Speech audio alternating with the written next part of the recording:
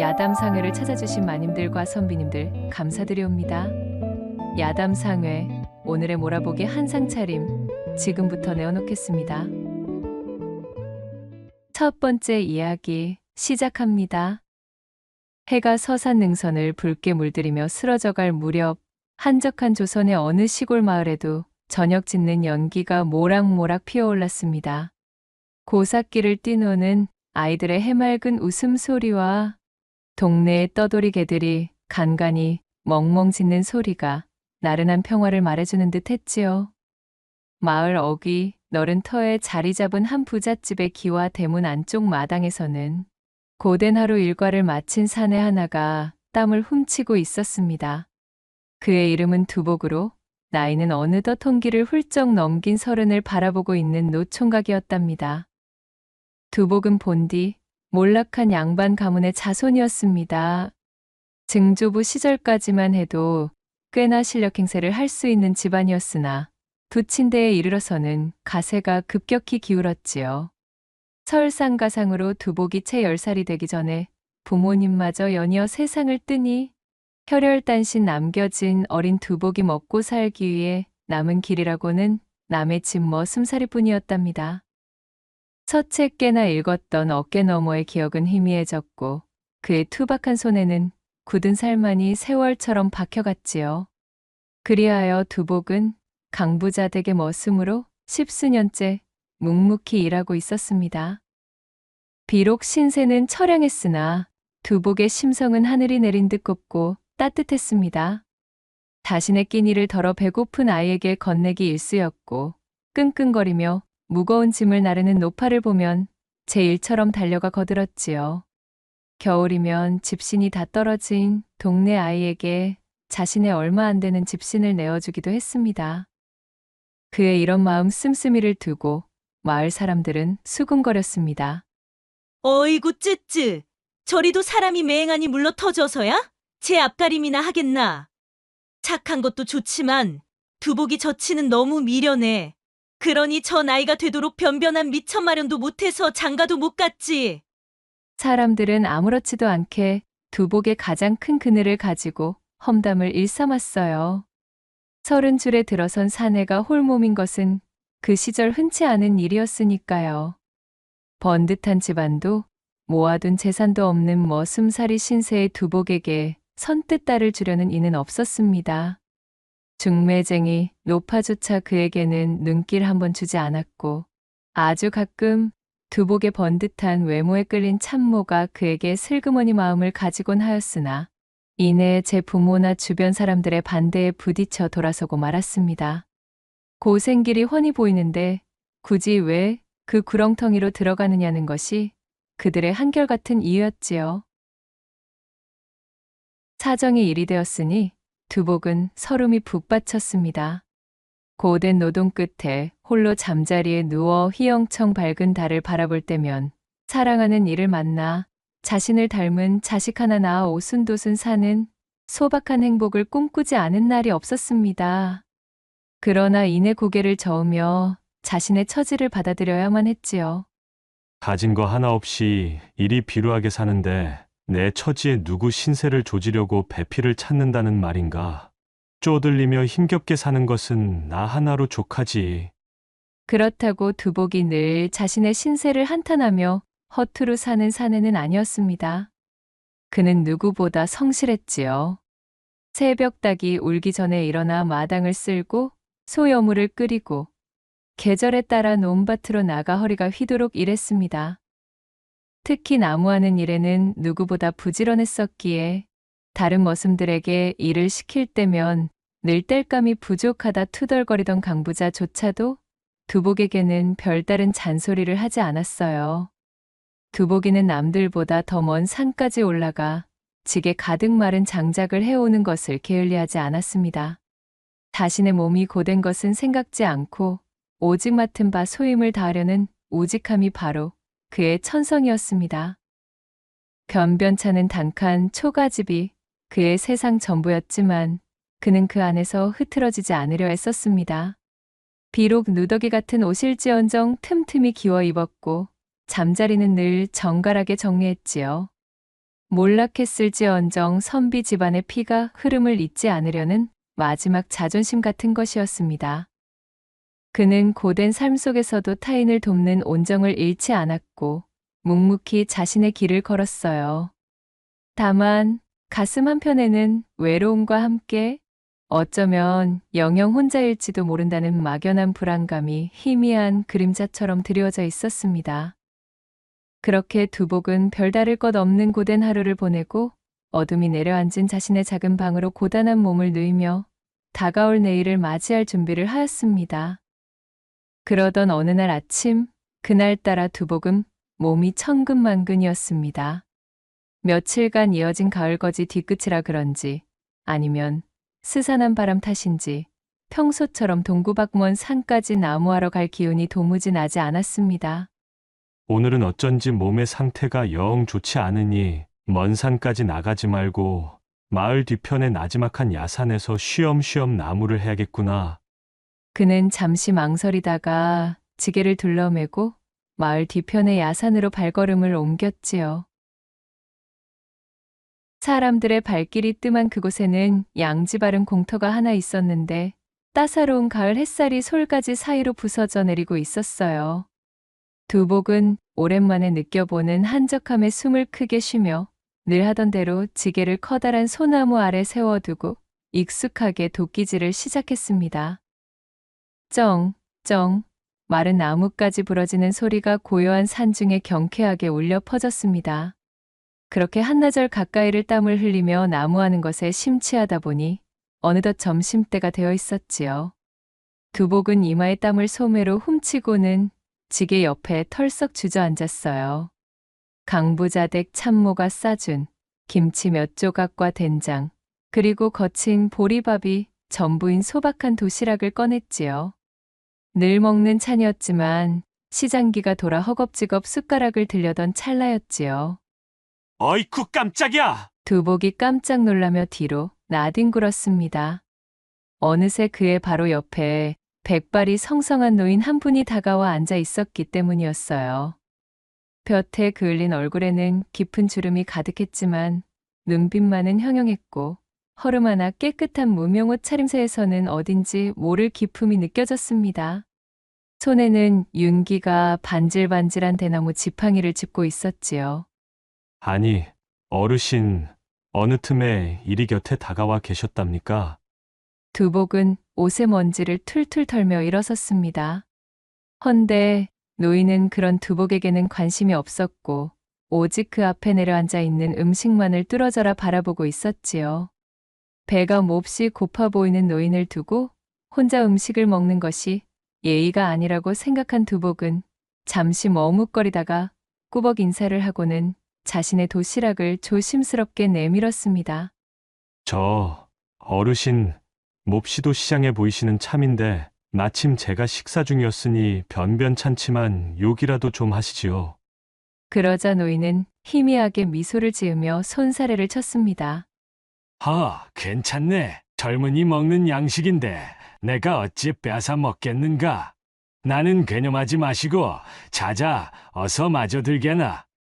그러나 두복은 노인의 행색이 어딘가 지쳐 보이고 마른 입술이 안쓰러워 보였습니다. 아닙니다, 어르신. 저는 늘 먹는 끼니인걸요.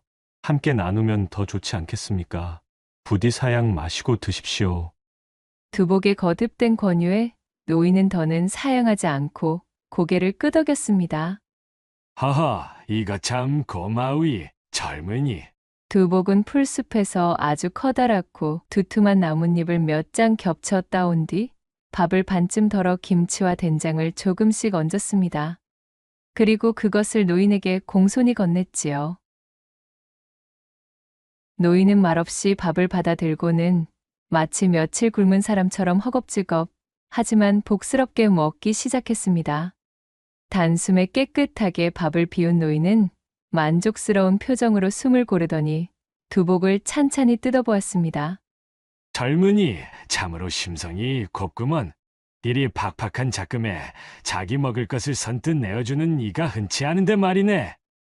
두복은 그저 멋쩍게 웃으며 머리를 긁적였습니다. 어이구, 별 말씀을요.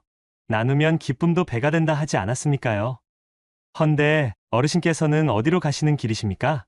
이곳은 얕은 산세지만 지나다니는 인적이 드물고 외진 곳인데 허허, 그저 발길 닿는 대로 가는 늙은이일세. 그런데 젊은이는 거보아니 나이가 적지 않아 보이는데 아직 혼자인가?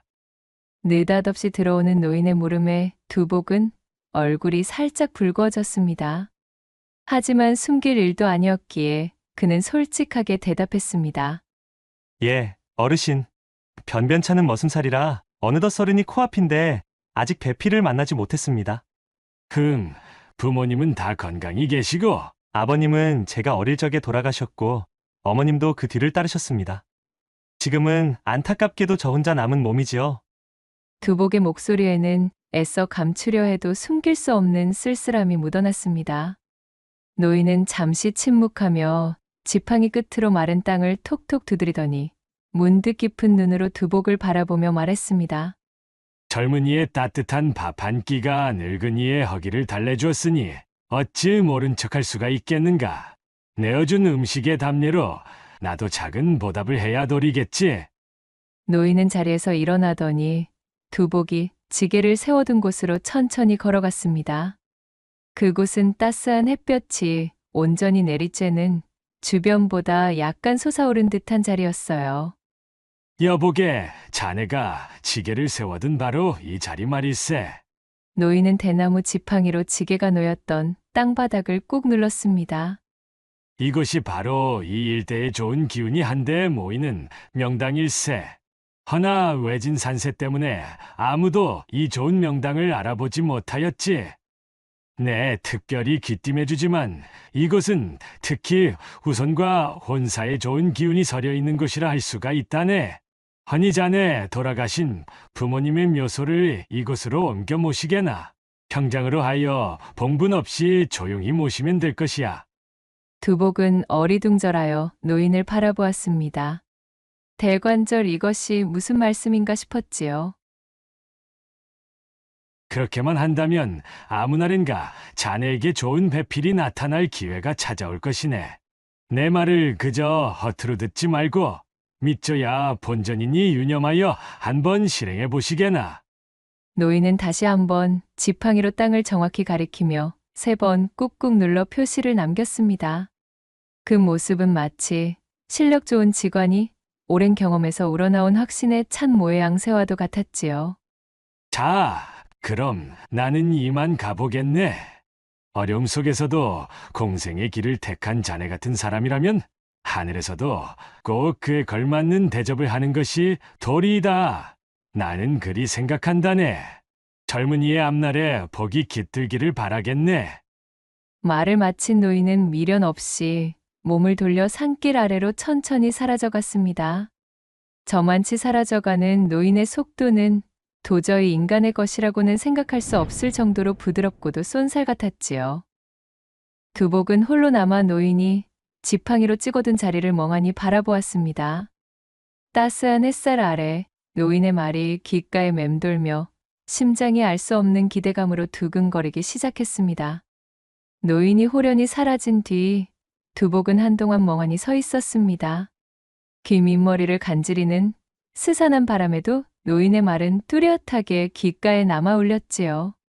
명당, 혼사의 좋은 기운, 배필과 조우할 기회. 지금 제 처지로는 도무지 믿기 힘든 이야기였지만 노인의 확신에 찬 눈빛과 범상치 않은 풍모가 내리에서 떠나지 않았습니다. 분명 그 걸음걸이하며 몸놀림하며 보통의 평범한 노인은 아니었어. 혹시 어쩌면 정말 이것은 하늘이 내게 내려준 천재이루의 기회일까? 두복의 마음은 갈피를 잡지 못하고 흔들렸습니다.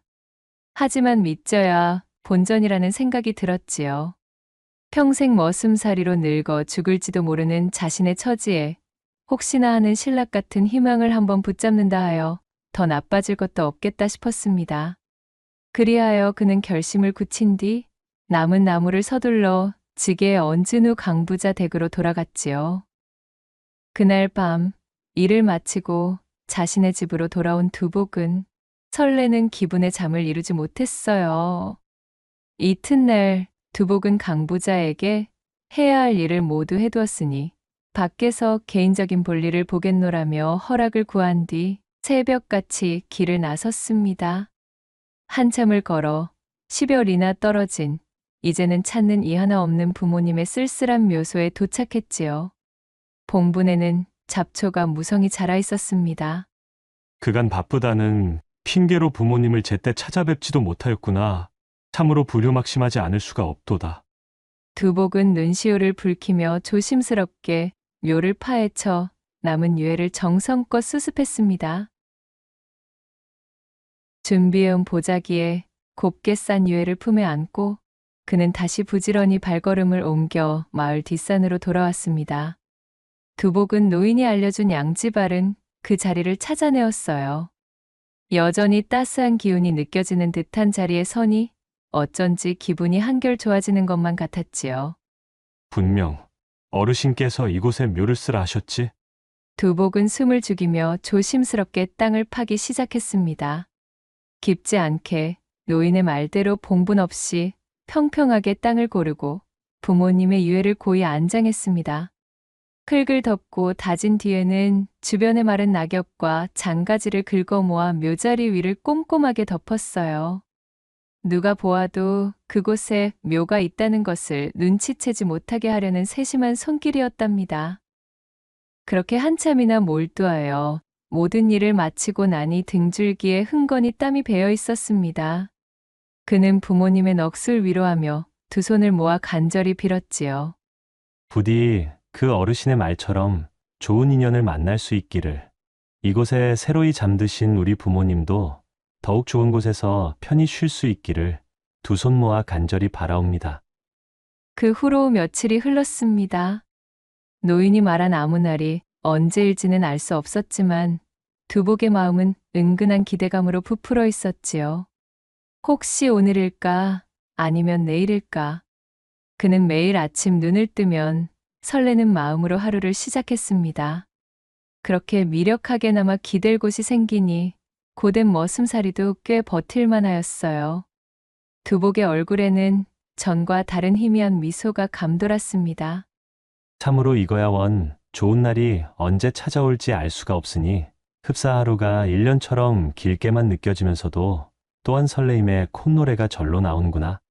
그렇게 시간이 흐르고 바람이 매우 사나워 날씨가 꽤나 쌀쌀해진 어느 저녁, 두복은 여느 때처럼 강부자 댁에 가져다 놓을 소죽을 끓이기 위해 자신의 집에 딸린 작은 부엌으로 향했습니다.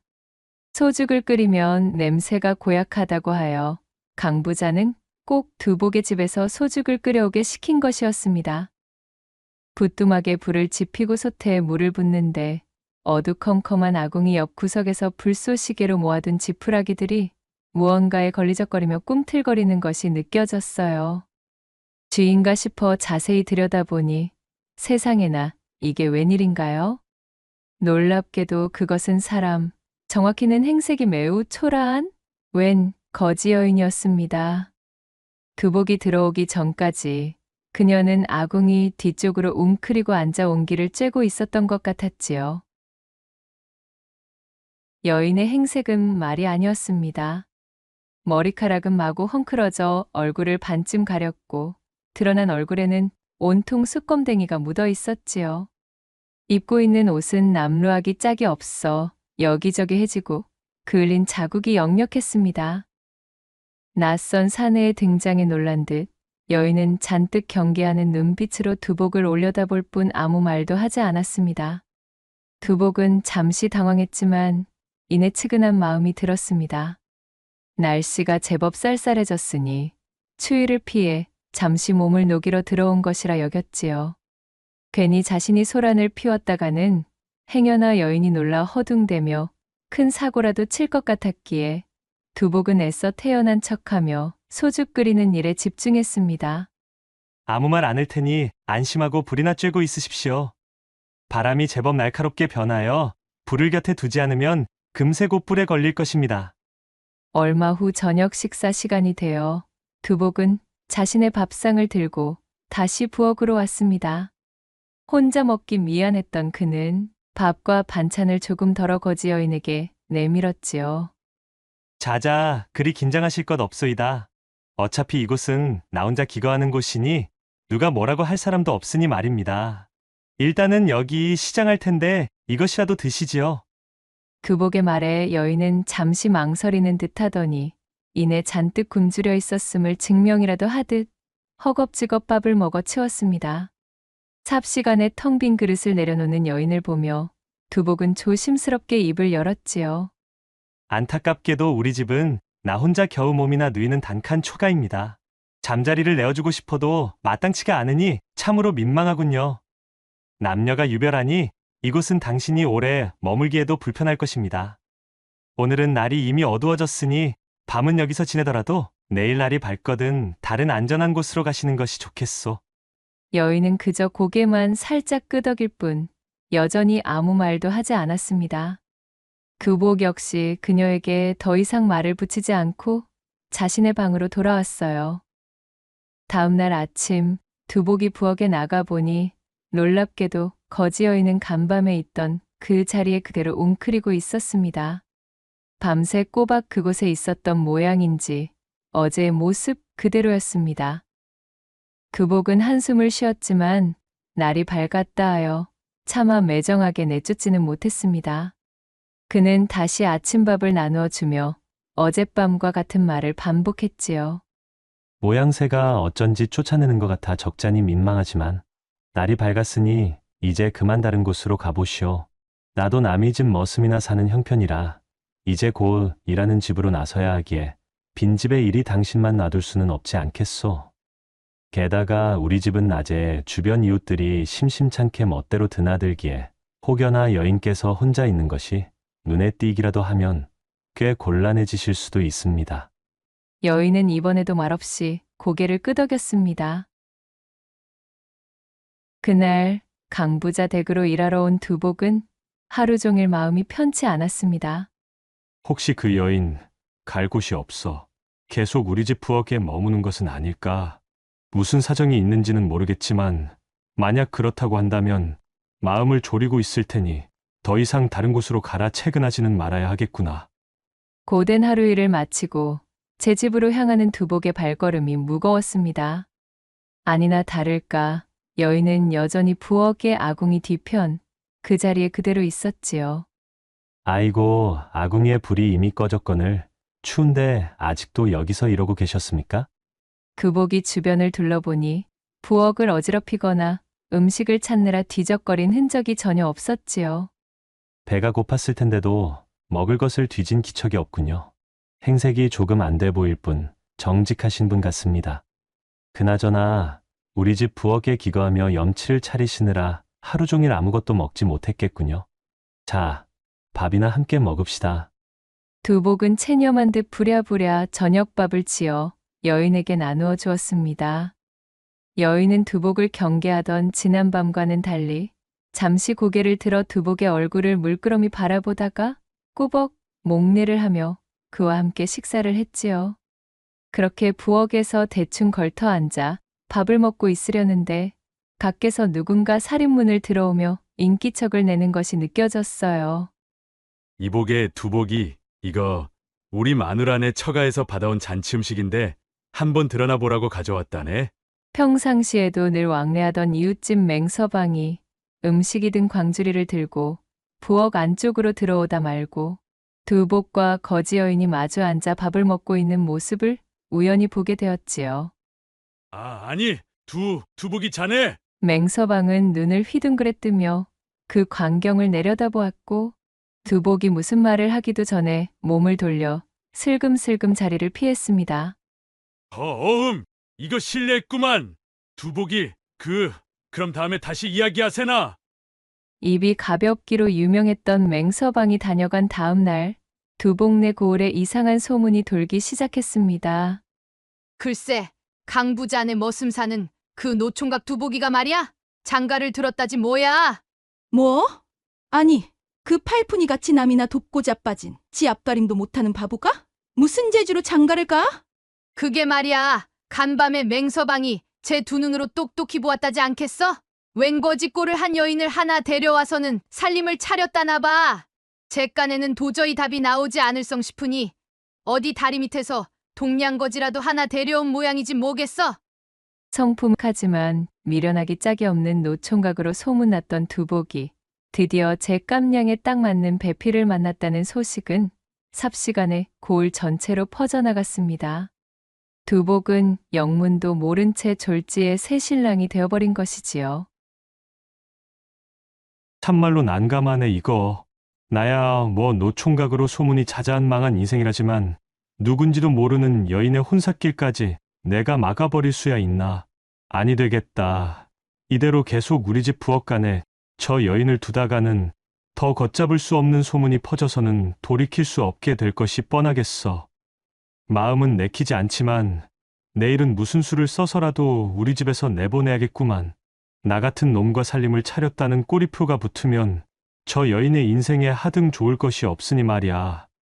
그렇게 또 다른 하루가 꼬박 지나갔습니다. 굳게 다짐한 것과는 달리 두복은 여전히 부엌 한 구석을 차지하고 있는 거지 여인과 불편한 동거를 이어가고 있었어요. 그리 지내는 것이 너무도 가여워 두복은 차라리 자신이 부엌에서 기거할 테니 지낼 동안에는 방 안에서 편히 지내라 허락하였음에도 거지 여인은 절대 부엌 외의 공간을 침범하지 않았습니다. 그저 아궁이 뒤편 지푸라기 위가 자신의 거처라는 듯 그곳에서 움직일 생각을 하지 않았지요. 마을 사람들의 수군거림은 더욱 커져갔지만 그는 차마 거지 여인을 매몰차게 내쫓지 못했어요. 그저 다음에 날이 밝으면 떠나겠지, 다음날 날이 밝으면 나가겠지 하는 막연한 기다림을 가진 채 하루하루를 맞이했습니다. 그렇게 시간은 달포가 훌쩍 지나게 되었고 이제 두복에게 자신의 집 부엌은 당연히 여인이 지내고 있는 익숙한 공간이라 여기게 되었던 어느 날 여느 때처럼 묵묵히 허드렛 일을 하고 나무를 해오며 해질녘에 제 집으로 돌아온 두복은 늘 그랬듯 부엌으로 향했습니다. 그런데 웬일인지 거지 여인의 모습이 보이지 않는 것이었어요. 아, 드디어 떠나버렸구나. 그래, 그것이 그 여인에게도 오히려 잘된 일이야.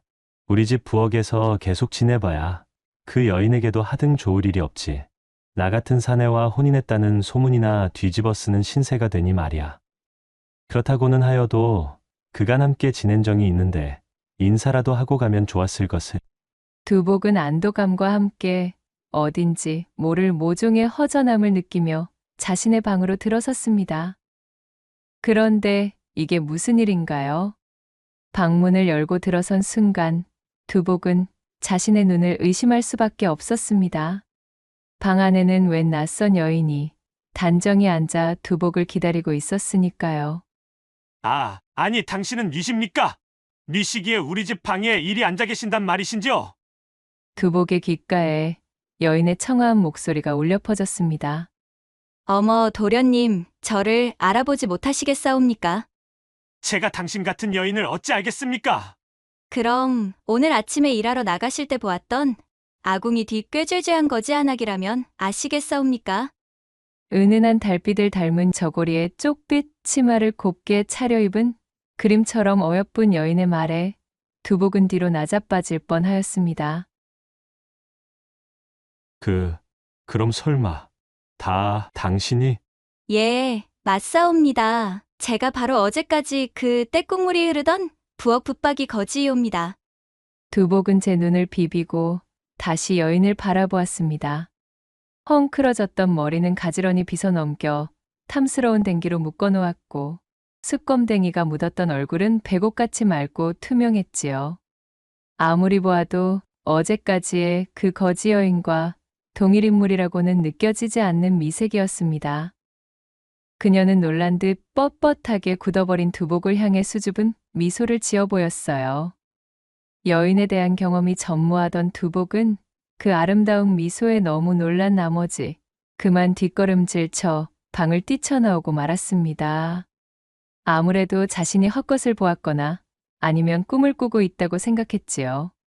그러나 이내 여인이 사뿐사뿐 뒤따라 나오며 조용히 두복을 부르는 것이었습니다. 어찌 그리 놀라서 도망치십니까? 어제까지의 그 당당하시던 모습은 어디 가시고 이제야 겨우 용기를 내어 제 본 모습을 보이게 되었는데 그리하시면 제가 더욱 부끄럽사옵니다. 드릴 말씀이 있으니 어서 방으로 들어오시지요. 다시 방으로 들어와 마주 앉은 두 사람 사이에는 어색한 침묵이 흘렀습니다. 긴 침묵을 깨고 여인이 입을 열었어요.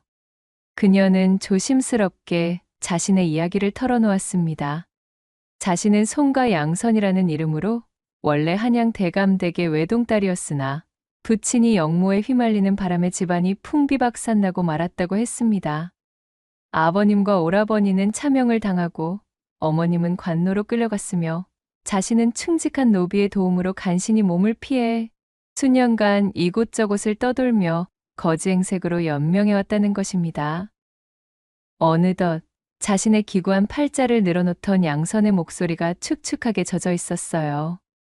그렇게 이곳저곳 닥치는 대로 떠돌던 저는 너무 지치고 배가 고파 잠시 몸을 녹이려 이곳 부엌에 숨어들었습니다. 염치 없음을 알면서도 도련님께서 베풀어 주신 따뜻한 밥과 온정에 그만 잠시나마 고단함을 잊을 수 있었습니다. 정말로 감사드립니다. 양선의 눈가에는 그간의 서름이 이슬처럼 맺혔습니다. 이 비천한 목숨, 일가족을 잃고 희망도 없이 이리 거짓골로 목숨을 연명하며 전전하는 것도 부질없다 싶어 곧 스스로 마감을 지으려 하던 참이었습니다.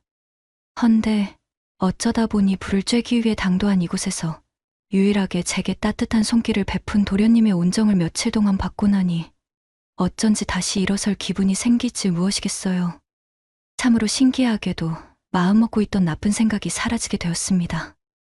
허니 그런 도련님의 은혜에 보답할 길은 없사오나 청컨대 부디 저를 거두어 주십시오. 제게는 은인이신 도련님을 평생 곁에서 섬기며 살고 싶습니다. 이 옷과 비녀는 모두 저희 어머니께서 제가 혼인할 때를 위해 제게 남겨주셨던 귀중한 것들이지요. 과연 이것들을 다시 꺼내볼 일이 있을까 싶었는데 도련님의 앞에서 정갈한 모습을 보이고 싶어 도련님이 안 계실 동안 목욕제계를 하고 단장을 하였습니다. 부디 이런 저희 마음을 갸륵히 여기시어 저를 거두어 주셔요. 양선이 간절한 눈빛으로 두복을 바라보았습니다. 두복은 거대한 누군가의 장난에 휘말린 듯한 기분이었습니다. 그리고 곧 자신이 음식을 나눠준 노인의 예언이 떠올랐지요. 아무것도 모른 채 설레며 기다린 나날들과 생각지도 않았던 거지 여인의 등장, 그리고 눈앞에 고운 양선에 이르기까지 모든 것이 꿈결처럼 느껴졌어요. 예상치 못한 상황에 멍했지만 양선의 기구한 처지와 그 간절한 눈빛을 도저히 외면할 수는 없었습니다. 또한 짧은 시간이었지만 이미 자신 역시 거지 여인이던 시절의 양선에게 정이 들었음을 깨달았지요. 그녀가 부엌에서 보이지 않을 때 마음 한켠에 진하게 깔리던 아쉬움이 그 증거였습니다. 두복이 떨리는 목소리로 말했습니다. 야, 양선 낭자, 부족하기 짝이 없는 저 따위에게 그러한 말씀은 참으로 과분한 것이오. 언감생심 어찌 당신을 맞이할 수 있겠냐고는 허나 나 또한 어느새 낭자를 마음에 품고 있음을 오늘 깨닫게 되었군요. 낭자의 뜻이 정녕 그러하다면 저 또한 낭자를 반려로 맞아 평생을 함께하는 것에 추호의 거리낌도 없습니다. 오히려 이런 저를 받아주시려는 낭자의 그 마음이 더 감사할 따름이지요. 그리하여 두 사람은 서로를 바라보며 밝게 미소를 지었지요. 그날 밤 두 사람은 정화수 한 그릇을 떠놓고 조촐하지만 진심 어린 혼례를 올렸습니다. 화려한 예물도 떠들썩한 잔치도 없었지만 서로의 눈을 바라보는 두 사람의 마음은 그 무엇보다 깊고 단단하게 이어져 있었답니다. 며칠 뒤 두복이 혼인했다는 소문은 이제 소문이 아니라 기정사실이 되었습니다. 그간 꾀죄죄한 거지 여인을 집에 들어앉혔다며 두복을 비웃던 사람들은 마당에 나와 빨래를 널고 있는 아리따운 양선을 보고는 그만 아연실색하고 말았지요. 어느덧 이 소식이 강부자의 귀에도 들어갔고 그는 가진 것 없이 제 집에서 머슴살이나 하는 두복이 주제넘게 아름다운 여인을 만나 혼인을 했다는 사실이 매우 배가 아팠어요. 그리하여 두복을 얕잡아보고 놀려댈 심산으로 그를 사랑채로 불렀습니다. 여복의 두복이 듣자하니 자네 장가 들었다는 소문이 자자하던데 그 좁아 터진 코딱지만한 초가에서 두 사람이 대체 어찌 지내시는가? 허허, 내 그간 우리 집에서 열심히 일해준 자네의 공로를 치하하는 뜻으로 특별히 이 집을 반값만 받고 자네에게 넘겨주겠네. 예? 아이고 어르신, 농이 지나치십니다요. 아무리 반값이라고 하여도 이런 으리으리한 기와집의 가격이 어마어마할 것인데 그런 돈이 저에게 어디 있겠습니까요? 그러자 강 부자는 씩 웃으며 두복을 더욱 놀려먹을 심산으로 말을 이었습니다. 거금이라니? 거두절미하고 딱 100냥만 가져오시게나.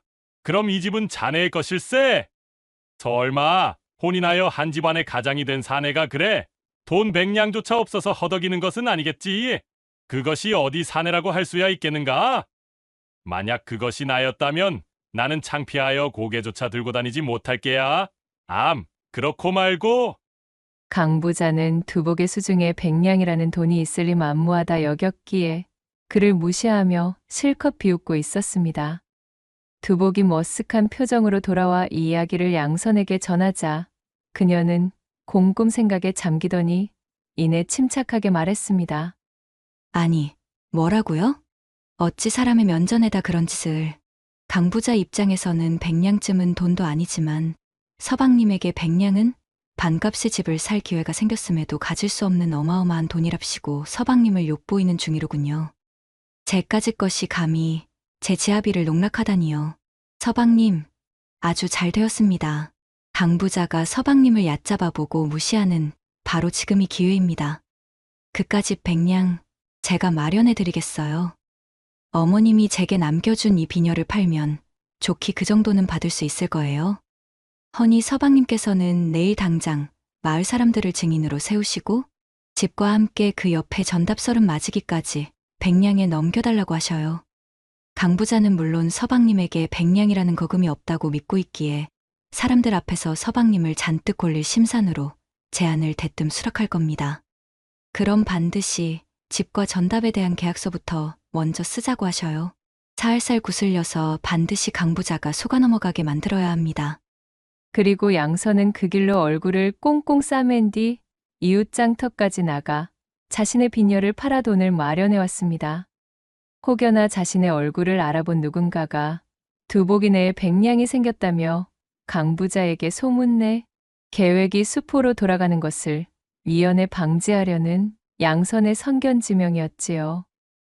다음 날 두복은 아내의 말대로 강부자네로 넘어가 집과 전답을 거래한 후 계약서를 쓰자며 마을 사람들이 보는 앞에서 당당하게 요구했습니다. 강부자는 두복이 알량한 자존심을 내세워 허풍을 떨고 있다 여겨 실실 웃으며 대꾸했지요. 허허, 허긴 자네도 집과 전답을 거래하는 맛이라도 흉내내고 싶은 그 마음 내 모르는 것은 아니지. 그래, 계약서는 물론 써줄 것이네. 이 집과 전답 서름 맞이기 가격으로 지불할 100냥이 있다면 말이지. 강 부자는 자신이 직접 작성한 계약서를 두복의 눈앞에 흔들며 말했어요. 그러자 두복은 계약서를 받아든 즉시 품에서 100냥을 꺼내 강 부자에게 건넸습니다. 강 부자는 설마 했던 돈이 정말 나올 줄은 꿈에도 몰랐기에 잡아떼며 몹시 당황했지만 여러 사람이 지켜보는 앞에서 공공연히 떠들어 증인이 많았던 데다 어르신께서 엊그제부터 방금까지 직접 말씀을 한 내용을 가지고 한 입으로 두말하는 허언을 늘어놓으신다면 저는 이 계약서를 가지고 관아에 가서 원님께 발고하겠습니다. 그리하면 필시 귀찮은 꼴을 보셔야 할 테죠. 라며 버티는 바람에 꼼짝없이 집과 전답을 헐값에 넘겨주어야 했지요. 순식간에 두복은 머슴에서 어엿한 기와집의 주인이 되었습니다. 그는 기뻐하며 양선과 함께 기와집으로 이사했고 넘겨받은 전답을 부지런히 일구기 시작했어요. 지혜로운 양선은 살림을 알뜰하게 꾸려나갔고 그간 머슴살이를 하느라 제대로 된 품위 공부가 부족했던 두복에게는 늘 정갈한 옷과 함께 반가의 사람으로서 가져야 할 몸가짐과 언행을 가르쳤습니다. 사정이 이리 되니 두복을 얕잡아 보던 마을 사람들의 시선도 점차 바뀌어 갔습니다. 처음에는 여전히 두복을 골리려 했지만 무엇보다 그의 곁을 지키고 있던 양선이 그것을 허락하지 않았지요. 그녀는 사람들이 두복을 놀림감으로 만들려고 할 때마다 나타나 혼찌검을 내었고, 시간이 지날수록 점차 의젓해지고 품위를 갖춰가는 두복의 모습과 현명하고 어진 그의 아내 양선을 보며 더는 함부로 대하지 못했습니다. 오히려 그의 성실함과 아내의 지혜로움에 감탄하며 전과는 달리 귀의대하기 시작했지요. 세월은 흘러 양선의 헌신적인 내조로 두복은 마침내 진사시험에 합격하는 쾌거까지 거머쥐게 되었습니다. 얼마 지나지 않아 양선의 아버지도 억울한 누명을 벗고 신원이 회복되었고, 관노로 끌려갔던 어머니도 되찾아 함께 모시고 살게 되었습니다. 임자, 내 참으로 임자 같은 귀하디 귀한 인연을 만나 이렇듯 좋은 나날을 맞이하게 되어 얼마나 기쁜지 모릅니다. 그런 말씀 마셔요. 저 역시 서방님이 아니셨다면 이런 행복은 꿈도 꾸지 못했을 것입니다. 이는 모두 서방님의 그 어질고 남을 도우려는 착한 심성에서 비롯된 것이니 충분히 누리실 자격이 있으셔요. 두복과 양선은 그 후로도 여러 자손을 낳고 늘 주변의 어려운 이들을 돕는 온정을 잃지 않으며 마을 사람들의 존경과 부러움 속에서 오래오래 행복하게 살았다는 후문이 옵니다. 마지막 두 번째 이야기 시작합니다. 옛날 아주 먼 옛날, 창밖을 바라보던 백년은 방구들이 무너져라 한숨을 내쉬었습니다.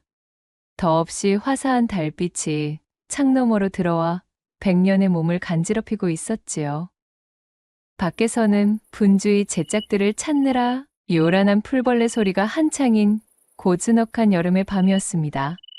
이토록 여유가 넘치고 선선한 바람에 풀벌레 소리마저 귀를 적시는 분위기 좋은 밤이었음에도 지아비가 있는 여인의 처소엔 참으로 어울리지 않는 공허한 정막만 감돌고 있었답니다.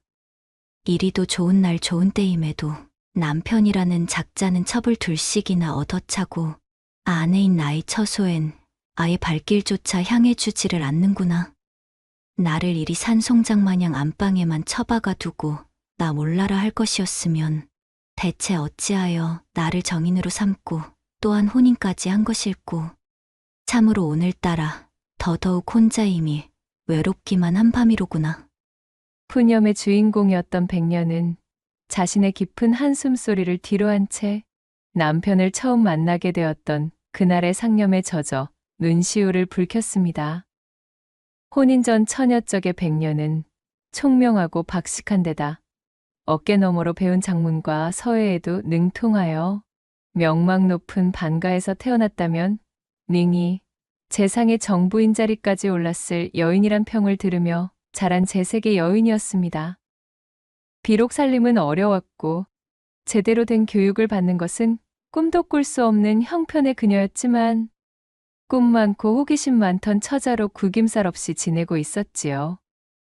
백년은 또한 남을 도와주는 일에도 밝았기에 종종 어려움에 처한 사람들의 고민거리나 골치 아픈 일들의 해답을 내어주곤 하였습니다. 그러던 어느 날이었어요. 이웃에 살고 있는 또래의 사내이자 일찍이 머슴으로 일하며 받은 세경으로 제 집안을 책임지고 있던 억기가 찾아왔습니다. 억기는 백년과 엇비슷한 처지인데다 또한 워낙 어릴 때부터 서로를 보며 잘 안 통해 스스럼 없이 지낼 수 있는 몇 안 되는 사이였지요. 남녀가 유별한 때였다고는 하지만 이 두 사람의 유대감은 그것을 뛰어넘는 깊은 것이었습니다. 워낙 소꿉친구처럼 잘 안 터라 서로가 서로를 향한 미약한 연심을 가지고 있음에도 그것을 드러내지 않는 것이 미덕이라 여기던 두 사람이기도 했어요. 그랬던 억기가 얼굴이 퉁퉁 부어 잔뜩 골인한 상태로 백년을 찾아온 것이었습니다. 아니 억기야, 대체 너희 얼굴이 어쩜 그 모양인 게니? 꼭 땅벌에라도 쏘인 사람 마냥 퉁퉁 부어 억울해 보이기가 말도 못하겠다 얘. 연아, 네가 아주 옳게 보았다. 나 정말 너무 힘들어서 미칠 노릇인데 이 일을 어쩌면 좋겠느냐? 억기는 한숨을 깊게 내쉬며 백년의 앞에 철퍼덕 주저앉는 것이었어요. 뭔가 심상찮음을 느낀 백년이 억기에게 다가가 부축하며 물었습니다. 대체 무슨 일이기에 이리도 주저앉을 만큼 성을 내고 그래. 일단 나에게 천천히 털어놔봐. 자신의 팔뚝을 부여쥐고 부축하는 백년을 올려다보며 억기는 짜증이 섞인 얼굴로 제 이야기를 시작했습니다. 사실 억기는 고을에서 알아주는 알부자 구첨지 밑에서 머슴 생활을 하고 있었답니다. 헌데 이 구첨지라는 위인은 본디 부자가 된 연유 또한 악착같이 남 뒤통수 갈기는 일만 골라하며 재물을 끌어모은지라 지독한 수전노에 성격 또한 교활하기 짝이 없기로 유명했지요. 어찌나 그 명성이 자자한지 그 집에서 머슴을 살다 울고 나가지 않는 사람이 없을 지경이었습니다. 참을성이 대단하고 뚝심이 있었던 억기는 그런 구첨지의 온갖 악행에도 묵묵히 견디며 머슴 생활을 유지하고 있었지만 함께 일하던 다른 머슴들은 그렇지가 못했어요. 이런 푸대접을 받으면서까지 도저히 못 견디겠다며 구첨진의 머슴들이 서로 작당을 하여 가을 추수도 하기 전에 몽땅 때려치고 나가버린 것이지요. 늦가을이 다가오고 있어 추수에 여념이 없을 시기. 찬바람은 불어오는데 일을 할 머슴은 죄다 나가버리고 해야 할 일은 태산처럼 쌓여있지만 고을에서 이 구첨지의 지독한 악명을 모르는 사람이 없으니 머슴이 쉽게 구해질 리가요. 백방으로 나서 두 눈을 씻고 찾아보아도 일을 하겠다며 들어오는 머슴 하나 구경할 수가 없었지요. 일이 이렇게 되고 보니 억기 혼자 새벽부터 밤늦게까지 5만 가지의 일을 독박으로 하며 눈코 뜰 새 없이 고생만 하고 있는 와중이었습니다. 그런 와중에 억기의 일머리가 꽤나 쓸만했기에 어찌저찌 굴러는 가는 모양새가 되고 보니 이놈의 구첨지가 슬슬 꾀가 생기는 것이었어요. 잠자코 억기를 보고 있던 구첨지는 어차피 구해지지도 않는 머슴 두 손 두 발 놓고 억기에게 모든 일을 떠맡길 심산이었습니다. 억기가 아무리 사람을 더 충원해달라 말해도 들을 생각을 않는 것이었지요. 여보게, 억기! 내 섭섭찮게 챙겨줄 터이니 조금만 더 고생 좀 해주게나. 일을 하겠다고 들어오는 작자들이 없으니 낸들 어쩌겠나? 구첨지는 기름기가 잔뜩 끼인 얼굴을 들이밀며 억기에게 통사정을 했습니다. 하지만 억기는 구첨지의 속내를 이미 알고 있었지요. 하루 종일 정신없이 일에만 매달리며 억기가 쳐내고 있는 일은 좋기 장정머슴 3명분은 될 터인데 억기의 품삯은 짜디짠 1명분만 내어줄 것이 뻔했습니다. 그마저도 가진 핑계에 온갖 잡스러운 짓을 녹여 제대로 줄지도 의문이었어요. 그리하여 힘에 부쳤던 억기가 구첨지를 찾아가 말했습니다. 첨지 어르신, 저도 이젠 더 이상은 못해 먹겠습니다. 몸이 천근만근이라 이젠 낯을 쥘 힘조차도 나오지를 않네요. 죄송하지만 저는 이쯤하여 머슴 일을 그만둘 생각이니 지금까지의 품삯을 계산하여 쳐주시면 감사하겠구만요. 그러자 구첨지의 안색이 쌓아 굳더니 그 눈빛을 형형하게 빛내며 답하는 것이었지요. 아니, 자네 그냥 이렇게 관두겠다 하면 나는 어쩐단 말인가? 사람이 책임감이 이리 없어서야 어디 믿고 일을 시킬 수가 있단 말인가? 애당초 우리의 계약은 이번 추수 때까지였으니 더 이상 일을 못 해주겠다면 그것은 우리의 계약을 자네가 위반하는 것이니까 자네 품삯을 쳐줄 수가 없겠네 그려. 예? 아니, 그런 말씀이 어디 있답니까요? 제가 지금까지 악착같이 일해드린 세월이 얼마인데 그 값을 안 쳐주시겠다뇨? 아, 나는 그딴 건 모르겠고 이번 추수 때까지 일을 해주지 않는다면 자네 품삯은 못 내주니 그리 아시게나. 손바닥 뒤집듯 태도를 바꾼 구첨지의 기세가 어찌나 완강한지 억기는 별다른 흥정조차 해보지 못하고 대문 밖으로 쫓겨나고 말았습니다. 그리하여 억기는 얼굴만 새빨갛게 물들인 채 씩씩거리며 돌아올 수밖에 없었지요. 이상의 모든 사정을 전해들은 백년이 억기를 위로하며 말했습니다. 구첨지 그 인간 지독하다 말은 익히 들어왔지만 역시 생각보다도 훨씬 더 지독한 위인이었구나. 그래서 지금 그만두면 여지껏 일한 품삯을 몽땅 안 해주겠다. 이렇게 강짜를 부린단 말이지? 응, 계약 조건을 들먹이면서 그리 말할 것이 뻔하지.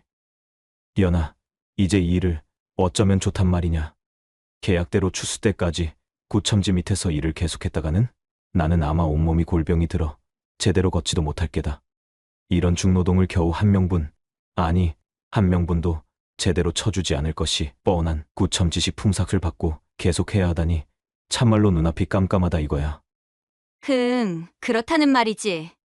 창백하리 많지 피골이 상접한 어깨의 안색을 살피며 턱을 쓸어만진 백년이 한참이나 곰곰 생각에 잠겨 있다. 두 손을 짝 마주치며 씩 미소를 띄웠습니다. 나에게 좋은 묘수가 떠올랐는데 억기야, 이리 귀 좀 가져다 대보련. 그리고 백년은 속닥속닥 한참이나 어깨에 귀를 붙들고 뭔가를 이야기해주는 것이었지요. 이튿날이었습니다. 구첨지가 키득거리며 뒷짐을 지고 마당을 걷고 있었어요. 입도 뻥끗하지 못하게 못을 박아두었으니 억기 잿간놈이 추수 때까지 일하지 않고 무슨 수로 버티겠어? 그는 억기가 어쩔 수 없이 자신에게 돌아올 것이라 확신하고 있었습니다. 그간 제 집을 뛰쳐나간 다른 머슴들이 고을에 남아있는 일감이란 일감은 다 쓸어 담다시피 했기에 억기가 뒤늦게 구첨지의 집을 떠나 기웃댈 만한 곳이 남아있지 않다는 점을 알고 있었고 게다가 지금까지 매달린 일에 대한 품삯을 몽땅 포기할 만큼 억기의 사정에 여유가 없다는 것 또한 꿰뚫고 있었기 때문이었습니다. 그때 대문이 열리고 억기가 모습을 드러냈지요. 그러면 그렇지! 이 사람아, 어차피 이리 일할 것을 왜 그리 허튼 소리를 늘어놓고 감정만 상하는 것이야? 구첨지가 그것 보라는 투로 빈정대며 말하자 억기가 눈을 치켜뜨며 대답했어요. 좋습니다. 첨지 어르신. 추수 때까지 계속 일을 하겠습니다. 다만 계약을 새롭게 다시 맺고 싶습니다. 아니 뭐라? 그게 무슨 말인가? 계약을 새로 맺다니? 이제까지 맺은 계약이 다 끝나지도 않았는데 어찌? 그렇게는 아니될 말이지? 구첨지가 콧방귀를 뀌자 억기가 이미 예상했다는 듯 키죽키죽 웃으며 대꾸했지요. 지금까지 일한 것은 셈을 쳐주지 않으셔도 괜찮습니다. 또한 어차피 추수 때가 끝나면 기나긴 겨울 동안 할 일이 없으니 빈둥거리게 될 터인데 그 꼴을 어찌 보시겠습니까? 그러니 앞으로 남은 추수 기간인 딱 한 달 동안만 바짝 일하는 것으로 새롭게 계약을 맺고 싶다. 이 말씀입니다요. 억기의 대답에 눈이 번쩍 뜨인 구첨지는 하마터면 너무나 반가워 억기의 손을 잡고 사랑방까지 들어갈 뻔했습니다. 구첨지의 잔머리가 재빠르게 돌아가기 시작했어요. 억기의 말대로 추수만 끝내고 나면 이윽고 다가오는 겨울 동안에는 딱히 시킬 일도 할 일도 없는 것이었지요. 설렁설렁 일하면서 밥만 축내는 꼴이 제일 싫었던 구첨지는 대번에 귀가 트여 억기에게 물었지요. 아니 그렇다면 새롭게 계약을 맺는 그 한 달은 세경을 얼마나 주면 된다는 겐가? 억기가 머리를 긁적이며 바보처럼 희죽거렸습니다. 첨지 어르신, 한꺼번에 주지 마시고 매일매일 주십시오. 제가 지금 목구멍이 포도청인지라 날마다 받는 것이 좋습니다요. 아니 이보게 그게 무슨 소린가? 세경을 매일매일 달라니? 억기가 웃으며 답했어요. 그러니까 첫날은 콩 하나를 세경으로 주시면 됩니다. 둘째 날은 콩 2알, 그리고 그 다음 날은 전날의 2배인 4알, 또 그 다음 날은 8알, 이런 식으로만 받으면 됩니다. 어떻습니까요? 억기의 제안을 듣고 있던 구첨지는 속으로 쾌재를 불렀습니다. 계약을 다시 맺자기에 뭔가 획기적으로 불리한 조건을 나열할 줄 알았더니 웬걸요. 모자라도 한참을 모자라는 소리를 뱉고 있는 것이었지요. 그간 일한 품삯을 주지 않아도 된다면서 새로운 세경으로 콩 한 알, 콩 2알이라니요. 이것은 그간 듣도 보도 못한 그야말로 거저 중에 거저인 제안이었습니다. 구첨지는 겉으로 태연한 척 표정을 관리하며 대꾸했어요. 어흐흠, 그래. 자네가 심사숙고하여 내린 결정이니 내가 그것을 무조건 아니 된다 하는 것도 조금 그렇지. 하지만 이번에는 계약을 해놓고 엊그제처럼 못하겠다 나자빠지면 아니 될 일이네. 그러니 아주 제대로다가 약정을 해두자고. 구첨지는 지필묵을 가지고 와서 약정서 2매를 자세히 작성했습니다. 각자 손도장까지 찍고 약정서를 한 부씩 나눠 가지기까지 하였지요. 그렇게 구첨지와 억기는 기분 좋게 새로운 계약을 끝낸 다음 일을 시작했습니다. 본디 재빠른 일머리와 힘까지 갖췄던 억기는 시원시원하게 일을 처리해 나갔어요. 저녁 늦게까지 일을 마친 억기가 문간방에 기대어 세경을 기다리자 구첨지는 희죽 웃으며 콩 하나를 품삯이랍시고 던져줬습니다. 그 이튿날도 억기는 새벽같이 구첨지를 찾아와 하루 종일 황소처럼 일했지요.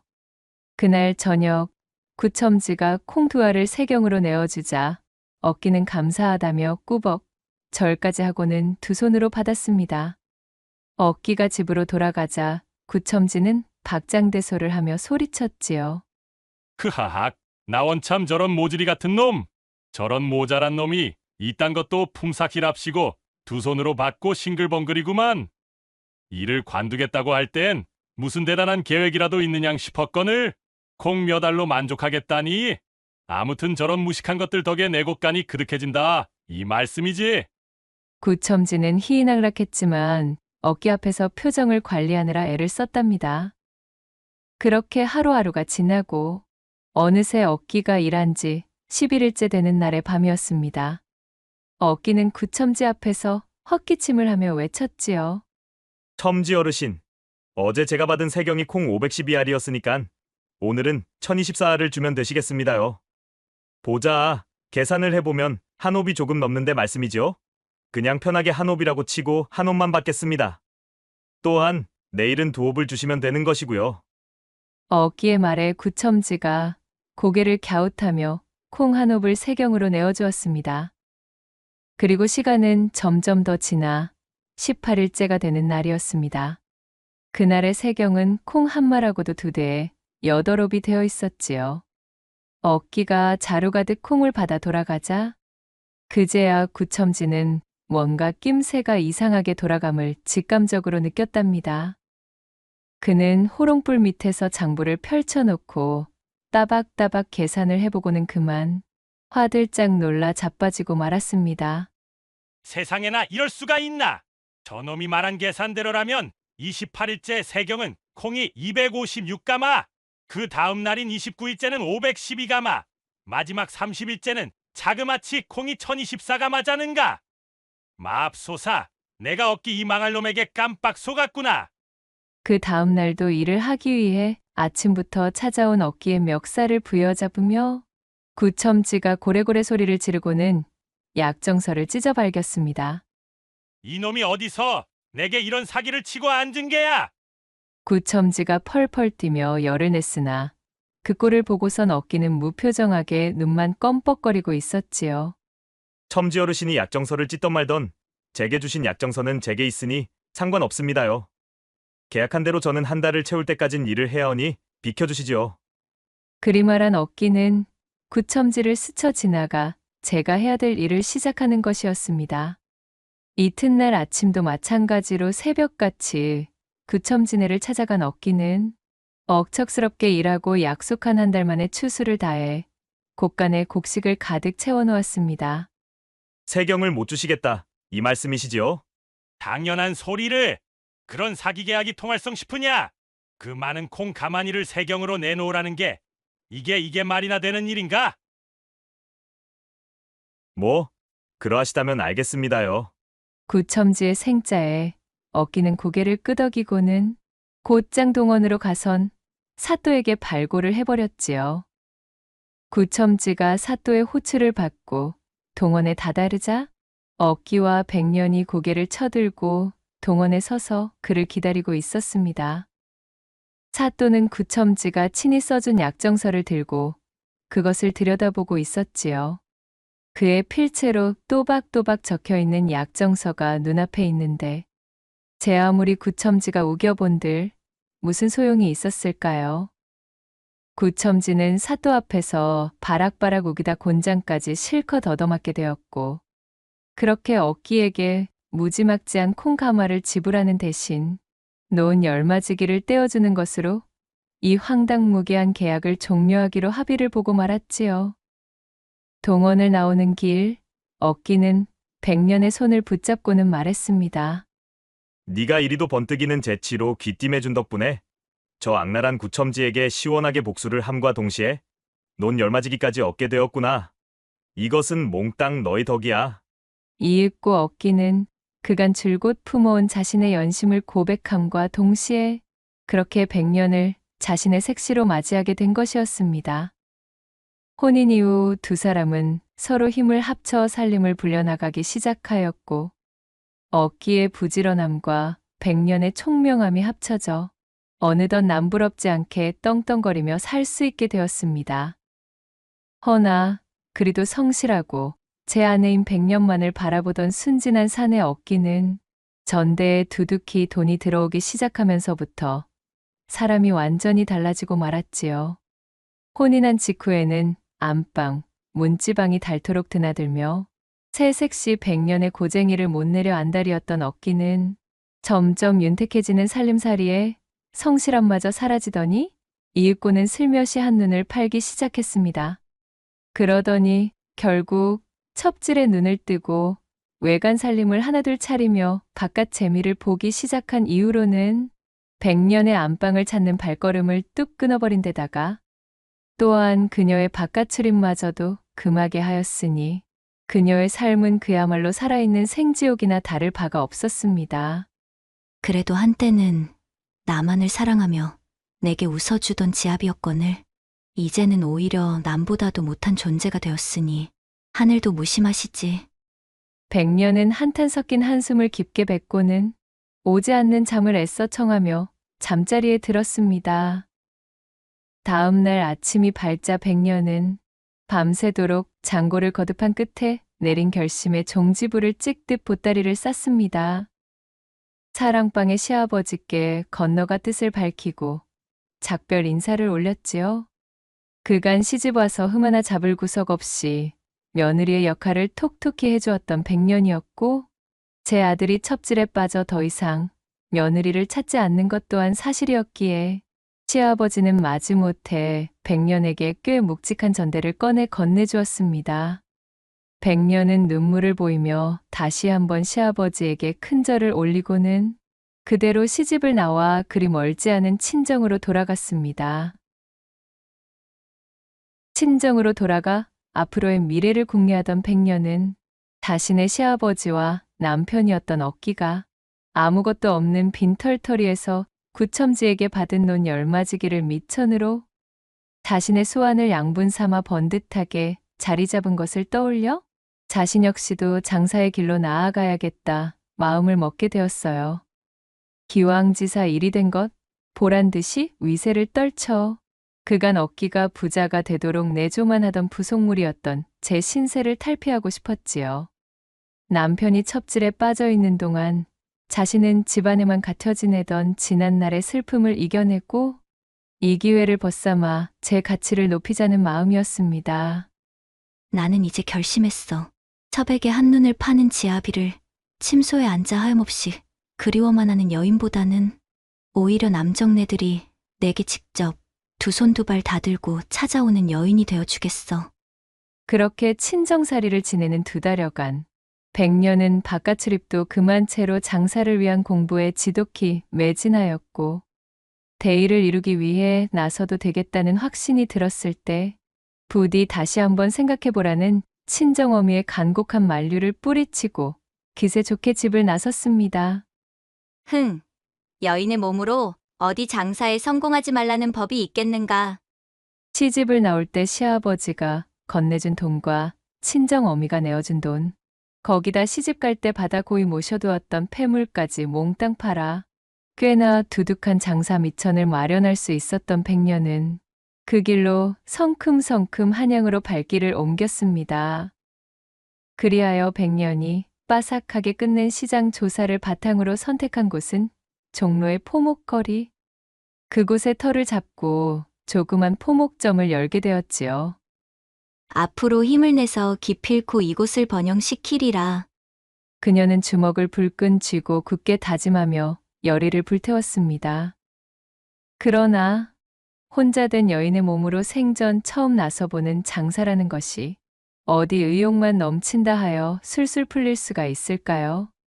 그녀는 장사를 위한 재고를 충당하는 일에서부터 보이지 않는 장벽이 도사리고 있음을 톡톡히 경험하게 되었지요. 바로 기존 그곳에서 뿌리를 내리고 있던 포목점들의 텃세와 견제였습니다. 상인들은 아무런 연고도 없이 한양으로 건너와 자신들의 포목점 거리에서 장사를 시작한 백년을 고운 시선으로 바라보지 않았습니다. 천지도 모르는 아녀자라 없이 여기는 것은 여사였고 그녀의 빼어난 미색에 심심풀이 흥미를 느낀 까닭에 여기저기서 어떻게 한번 해볼 요량으로 접근하였지만 백년의 강력한 거부 표시에 자존심을 다쳐 앙심을 품고는 그 이후로는 철저하게 그녀를 배척하고 있었지요. 종로 일대의 포목점들은 품질 좋은 비단을 가장 많이 보유하고 있는 비단도매 거상인 박달과 거래를 트며 창고에 재고를 쌓아놓고 있었는데 이런저런 구실을 삼아 백년이 박달과 거래할 수 없도록 손을 써 이른바 그녀를 고사시키는 작전으로 괴롭히는 중이었습니다.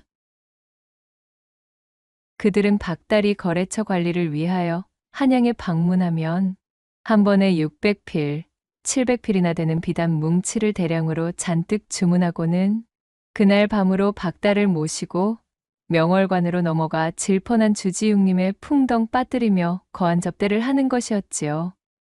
아직 자리를 잡지 못했던 백년은 기껏해야 40필 남짓의 비단을 주문하는 것이 전부였고 종로 상인들처럼 박달을 기방으로 끌고 가 막대한 돈을 써가며 접대조차 제대로 할 수 없었기 때문에 그마저도 내어주지 않는 일이 다반사였습니다. 재고 확충에 어려움을 겪던 백년은 물건을 확보하지 못해 텅텅 빈 점포에 앉아 중얼거렸어요. 이대로 가다가는 내가 그린 청사진이 몽땅 수포로 돌아가겠구나. 하지만 옛날의 나처럼 그저 이렇게 주저앉아 한숨이나 던지고 있을 수만은 없지. 비단거상 박달이 명월관 기생의 머리를 얹어줬다는 이야기나 종로 가까운 곳에 첩살림을 새로 차렸다느니 하는 시시콜콜한 소문을 들어오던 백년이 이 난관을 타개할 꾀를 내기 위해 깊은 생각에 잠겼습니다. 다른 점주들처럼 박달에게 값비싼 입회기녀들을 붙여가며 그의 잠자리 사정까지 돌봐주는 것은 지금의 백년의 형편에는 맞지 않는 방식이었습니다. 고민 끝에 백년은 자신의 포목점 뒤편에 만들어둔 살림방 용도의 거처를 깔끔하게 치우고 근사하고 우아한 금침방으로 고급스럽게 단장하였지요. 비단거상 박달이 실은 서당 근처에도 가보지 못했다는 정보를 입수한 백년은 옷가지로 널려있던 벽을 말끔히 치우고 근사한 시구절이 적혀있는 족자들로 채워놓기 시작했답니다. 어릴 적부터 서당에 다니던 학동들의 꽁무니를 쫓아다니며 갖은 구박과 멸시를 당하면서도 어깨 너머 독학으로 글을 배워둔 터였던 데다가 혼인을 한 이후로 자신을 찾아오지 않는 남편 얻기를 기다리며 무료함을 달래기 위해 틈틈이 익혀둔 사군자의 솜씨까지 10분 발휘하여 백년은 일필의지 막힘없이 시구절들을 필사하였습니다. 그리하여 각종 세간살이들로 어지럽던 살림방이 어느덧 휘황찬란하고도 버젓한 금침방으로 탈바꿈하게 되었어요. 금침방은 이만하면 되었고 다음으로는 나의 행색부터 변모해야 하겠지? 백년은 그간 일하는데 거추장스러울까 염려하여 어여쁜 옷들을 멀리하고 있었습니다. 늘상 입어오던 편하고 수더분한 행색을 벗어던지고 비단 치마와 저고리를 꺼내 차려입고는 머리엔 깔끔하게 동백기름을 발랐지요. 한동안은 쳐다도 보지 않던 분과 입술연지로 한껏 치장의 멋을 내고서 떨리는 마음으로 거울 앞에 선 백년은 화려해진 자신의 용모에 제 눈을 의심할 수밖에 없었습니다. 맙소사, 이것이 얼마 만에 꾸며보는 아녀자들의 치장이란 말인가. 그간 얻기를 내조하는 데에만 정신을 팔았던 내게도 이런 면모가 숨어 있었다니 너무나 생경하기만 하구나. 허나 썩 나쁘지 않은 기분이니 참으로 설레는걸. 백년은 의욕에 가득 찬 눈을 빛내며 쾌재를 불렀습니다. 그렇게 얼마간의 시간이 지난 어느 날, 한양의 박달이 당도했다는 소식을 들은 백년은 그 길로 도매거래 제안을 핑계 삼아 박달을 자신의 금침방으로 모셨습니다. 그럴듯한 주안상을 차려놓고 근사한 술까지 내어왔지요.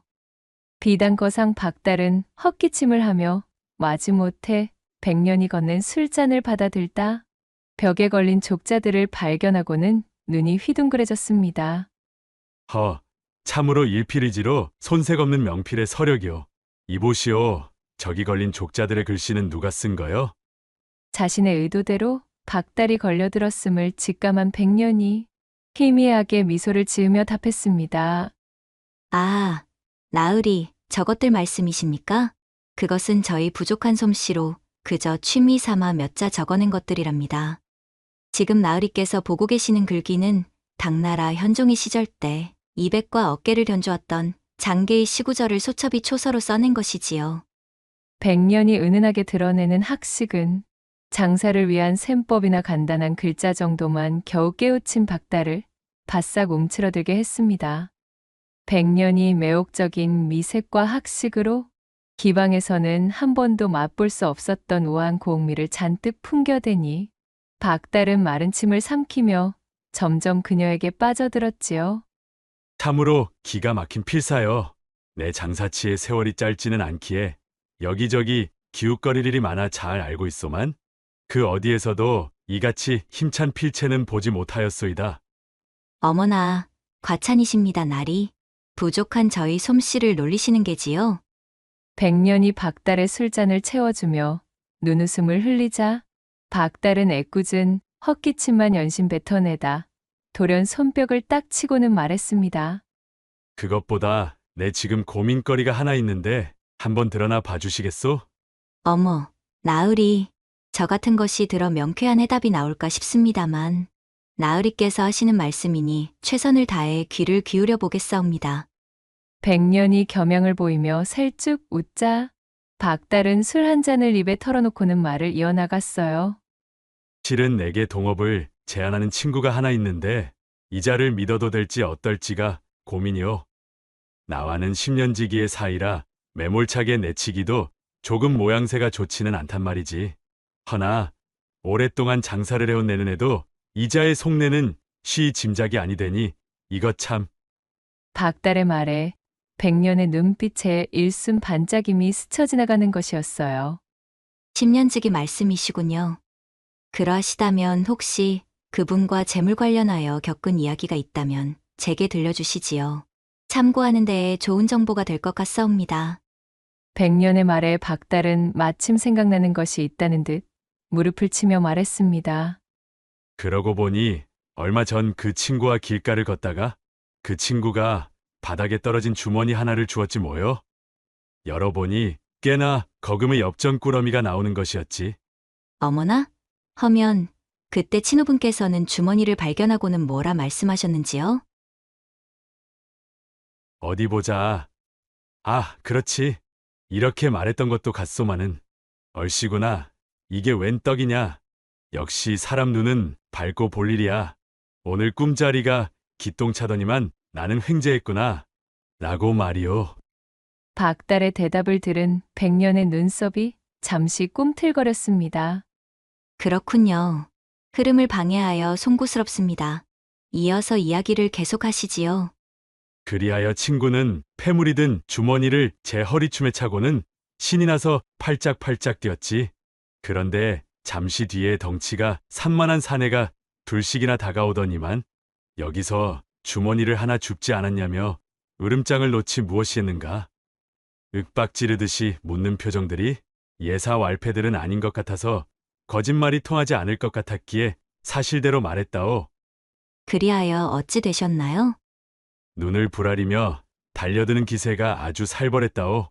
그 친구가 사내들에게 주운 주머니를 건넸고 그들은 주머니를 낚아채 풀어보고는 앞장서 있던 내 따귀를 한 대에 갈겨버렸지.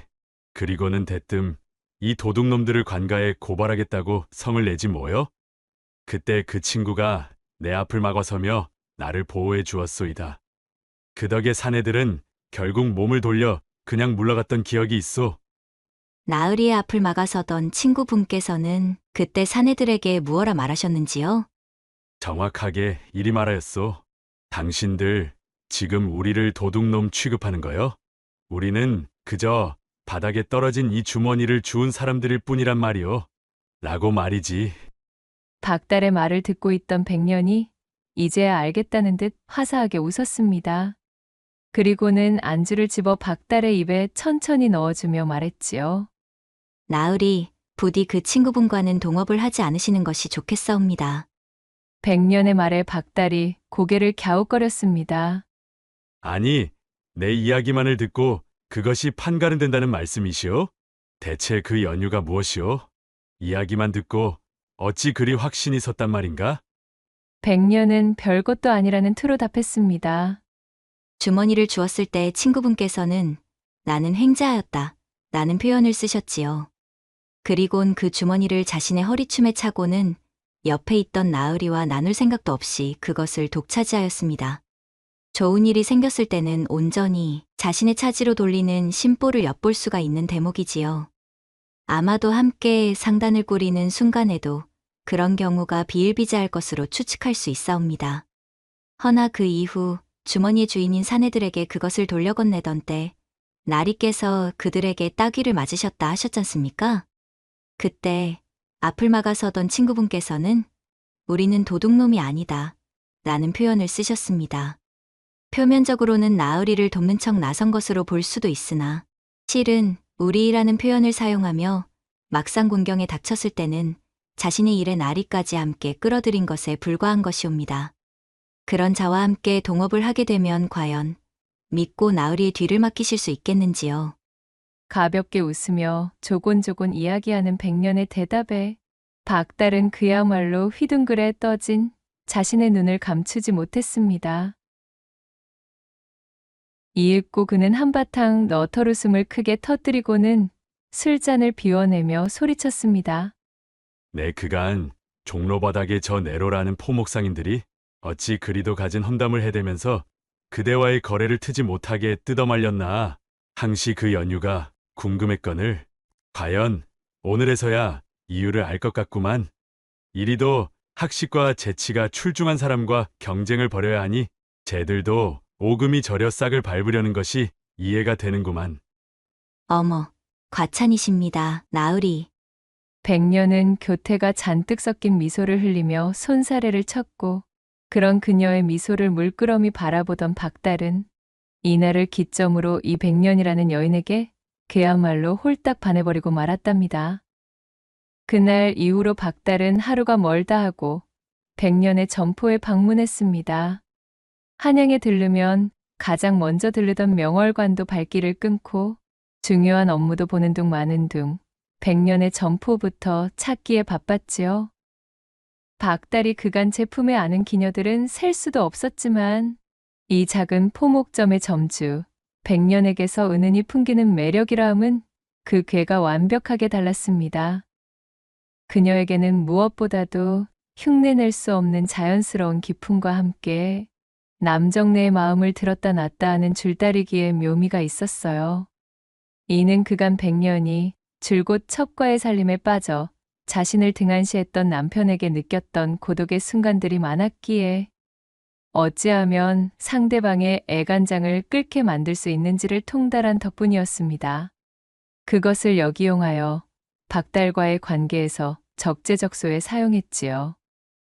박달은 완전히 백년에게 푹 빠져 그녀를 당장 차지하고 싶은 마음이 굴뚝 같았습니다. 그리하여 그는 백년에게 서둘러 비단의 거래를 트고 동업을 요청하였으나 그녀는 박달의 통 큰 제안에도 가벼이 움직여주지 않았습니다. 어떤 때는 얼음처럼 냉랭하여 박달의 마음을 바짝 태우기 일쑤였지요. 그렇게 박달이 백년에게 안달을 내던 어느 날이었습니다. 그날도 한양에서의 볼일을 개눈 감추듯 끝내놓고 얼큰하게 취해 백년의 포목점으로 달려간 박달은 백년의 손목을 붙잡고는 말했습니다. 보시오, 백년. 내 더 이상은 견디지를 못하겠소이다. 오늘 밤에는 확답을 듣지 못하면 돌아가지 않겠소. 애가 다른 박달이 어린아이처럼 칭얼대며 말하자 비로소 백년은 자신이 그간 공을 들여둔 뜸이 제대로 들었음을 알아차렸습니다. 그녀는 살쭉 웃으며 박달의 소매를 붙잡고는 더없이 달콤한 목소리로 속삭였지요. 나으리, 본가에 조강지처를 놔두시고서는 어찌 제게 이러시는지요. 안방마님께서 아시면 너무도 슬퍼하지 않으시겠습니까? 바로 이러한 자네의 마음 씀씀이가 더더욱 나를 자네를 향한 광증이 걸리게 한단 말일세. 박달은 이 말을 듣고서는 주체하지 못하였고 그녀를 품에 안으며 금침방으로 쓰러졌습니다. 목석처럼 얌전히 누워 두 눈을 질끈 감은 몰골로 거사가 끝나기만을 기다리던 자신의 아내와는 달리 두 다리를 들어 올려 제 허리에 착 감은 채 혼을 쏙 빼놓는 백년을 박달이 거부할 수 있는 방법은 아무것도 없었답니다. 백년 역시도 그간 남편에게 천대만 받아오며 외로움을 정립해두던 시간에 대한 회포라도 풀듯 그렇게 두 사람은 거침없는 춘정을 불태우는 순간을 맞이하게 되었습니다. 이튿날 박달이 금침에서 눈을 뜨자 밝아오는 동창의 너머로 더없이 화사한 미소를 머금은 백년이 따뜻한 꿀물을 타와 박달에게 내밀었습니다. 지난 밤의 환상적인 기억과 함께 아침을 맞아 꿀물을 내미는 그녀의 내조에 흥이 오른 박달이 말했지요. 백년, 아니 되겠소. 내 우리 집의 마누라를 쫓아낼 테니 이참에 나의 정실로 들어와 줄 순 없겠소? 이제 나는 그대가 없는 밤은 도무지 잠을 이룰 수가 없소이다. 그러자 백년이 어처구니 없어 하며 입을 떼었어요. 나으리, 그 무슨 당치하는 말씀이십니까? 절대로 조강지처를 내팽개치시면 안 됩니다. 그것은 결단코 제가 원하는 관계가 아니옵니다. 안방을 지키고 계신 아내에게도 극진하셔야 합니다. 지금 이러한 순간에도 나리의 안방마님께서는 그저 나리의 사업이 번창하기만을 바라며 마음을 졸이고 있으실 것이 뻔하거늘 나리께서 그리하시면 아니 되시지요. 제가 그 자리를 탐하고자 나으리와 춘정을 나눈 것이 아님을 헤아리시옵소서. 이 말을 들은 박달은 탄식을 내뱉었습니다. 자신이 품었던 기녀들은 하나같이 본처의 자리를 탐내며 자신이 쌓아놓은 부를 탕진하려는 기색만 보여왔건들 백년의 이러한 기품은 박달이 그간 맛보지 못한 너무도 값진 성품이었지요. 어쩌면 이리도 속이 깊은 말을 하실 수가 있으시오. 참으로 그대는 내게 찾아온 진귀한 보물 같은 여인이시오. 그리고 이것이 종로 포목점의 갑과 을을 단번에 뒤바꾸는 계기가 되었습니다. 이날 이후로 백년의 포목 창고엔 박달에게서 단독으로 납품받은 최고급 상주표 비단이 거대한 산더미처럼 쌓여만 갔습니다. 백년의 포목점은 그 방대한 물량을 바탕으로 하루가 다르게 성장했고 연일 문전성시를 이루기 시작했지요. 다급했던 다른 포목점 상인들이 박달을 회유하여 비단을 발주하고자 그를 접대하려 하면 박달은 근엄하게 손사래를 치며 단칼에 거부하고는 말하는 것이었어요. 어허, 이 무슨 소란들이십니까? 내 명월관을 위시한 기녀들의 치마폭에 쌓여 노는 짓거리를 끄는 지는 오래되었소이다. 무릇 기생노름이나 해대는 상인을 어찌 거상이라 자처하겠소? 앞으로 종로 포목거리에 납품할 비단 일체는 저 백년의 창고에서만 출하될 것이니 내게서 비단을 받아가려거든 한 분도 빠짐없이 그곳에서 받아가시오. 그리고는 냉랭하게 퇴짜를 놓으니 텃세를 부리던 포목점 상인들은 아연실색할 수밖에 없었지요. 그리하여 지독한 텃세와 업신여김을 일삼던 포목 상인들을 보기 좋게 제 앞에 무릎 꿇리고 박달을 구워 삶아 비단을 독점하고 포목점을 번성시킨 백년은 이후로도 박달의 인선을 10분 지원받아 안동포 시장을 움켜쥐고 있는 강객주와 한산의 세무시 상권을 주름잡고 있는 부대인마저 소개받기에 이르렀고 이윽고는 그 둘마저도 자신의 매력에 헤어나올 수 없도록 요리하기에 이르렀습니다. 세 명이 거상이 번갈아가며 앞다투어 백년의 포목점에 찾아오니 밤이면 밤마다 그들의 행복에 겨운 고음의 노랫소리가 연일 종로 포목거리를 가득 채울 정도로 마르지 않았습니다. 그리하여 백년은 독수공방으로 지새우며 슬퍼하던 지난 날이 언제인지 기억조차 나지 않을 정도로 충만한 시간들을 보내었으며 또한 연일 성실을 이루는 포목점 덕분으로 새롭게 연 자신의 인생에 만족하며 그렇게 축적한 부를 이용해 어려운 사람들을 도우며 행복하게 지냈다는 후문이옵니다. 낭독해드린 이야기가 마음에 드셨다면 구독과 좋아요, 댓글로 야담상회를 응원해 주셔요. 늘 잊지 않고 야담상회를 찾아주시는 마님과 선비님들 시청해 주셔서 참으로 감사하옵니다.